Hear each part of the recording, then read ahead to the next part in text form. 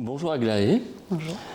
Tu es artiste et graphiste et tu vis et travailles toujours à Felletin en Creuse. Je dis toujours parce que tu es venu 2 fois en résidence au Bel Ordinaire en 2021, à l'automne, au printemps et à l'automne, et tu étais déjà artiste et graphiste et tu vivais et travaillais déjà à Felletin.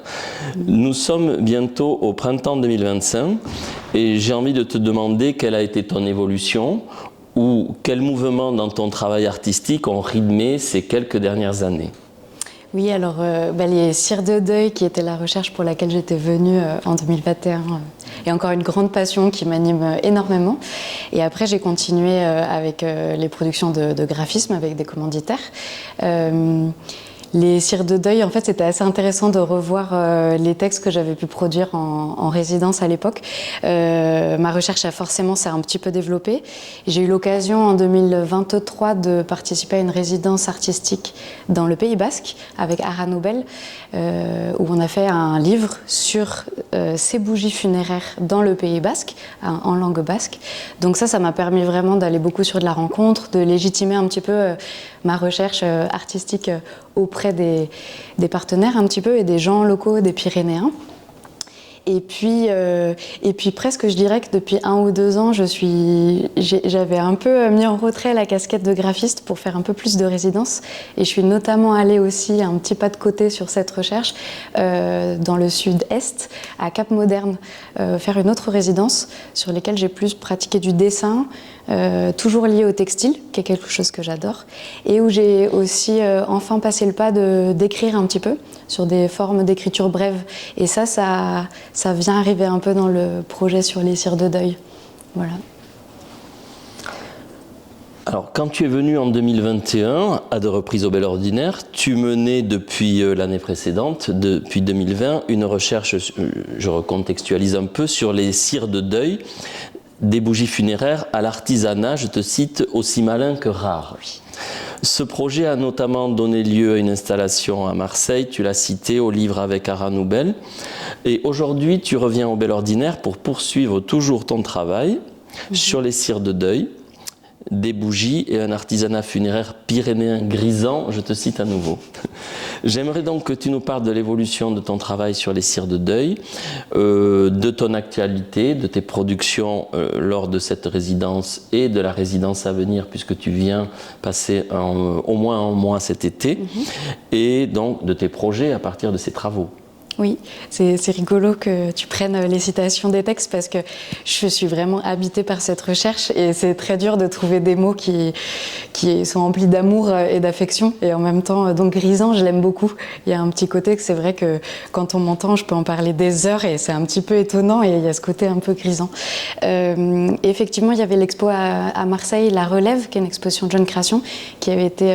que j'avais réussi à obtenir grâce à la première résidence que j'avais faite et à des pistes. Donc c'était une installation textile de projection avec beaucoup de choses qui traversent cette recherche, qui sont du travail en dentelle, à l'époque que je collectais. Et là, je vais commencer à créer mes propres dentelles.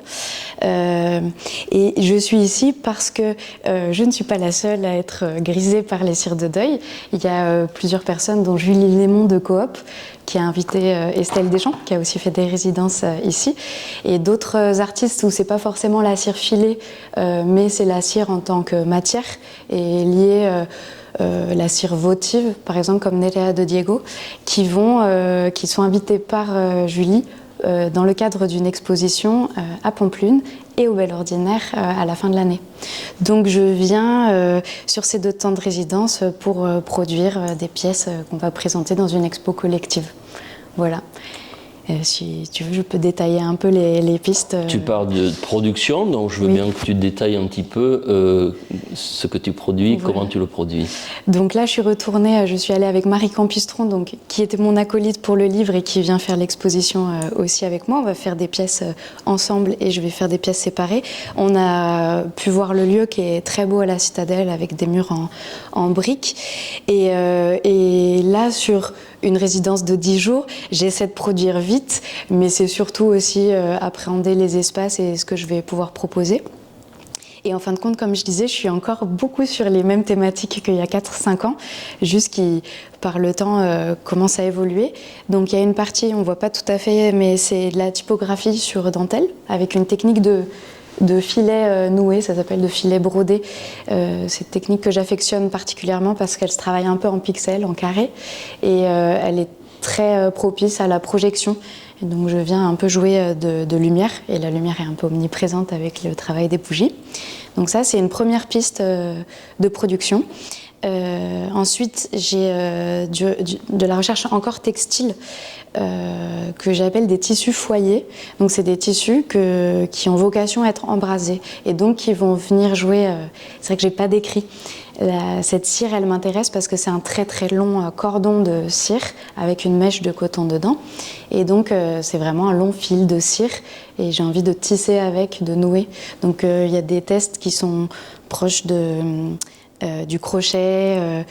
Voilà, j'ai ramené un petit métier à tisser, plus pour faire des petits échantillons très à plat que je vais faire en double. Et je vais venir en embraser un et garder l'autre en référence.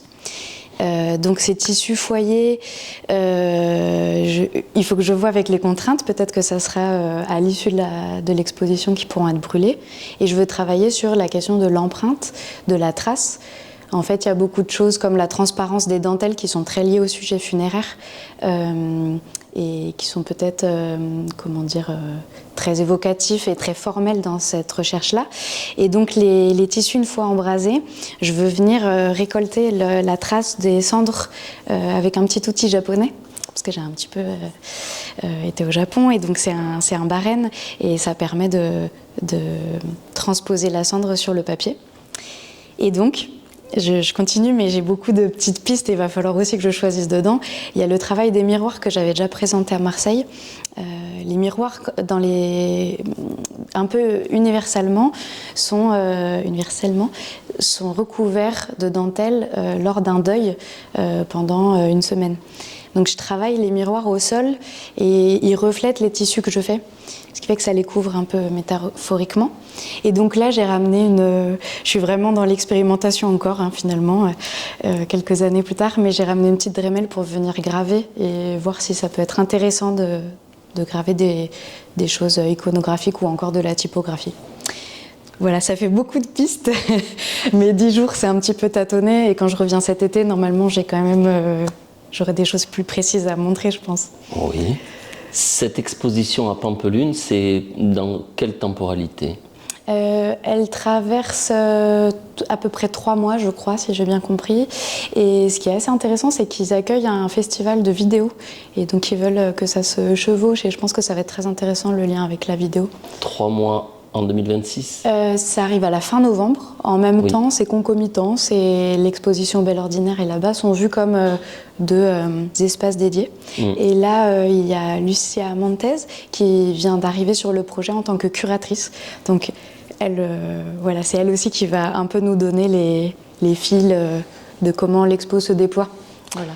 D'accord, donc pour tout voir, puisque ce sera visuel, sur les cires filées, ce sera au Belle Ordinaire et à Pampelune simultanément. Exactement, oui, traverser les frontières, ouais. Merci beaucoup pour toutes ces précieuses explications. Merci Didier.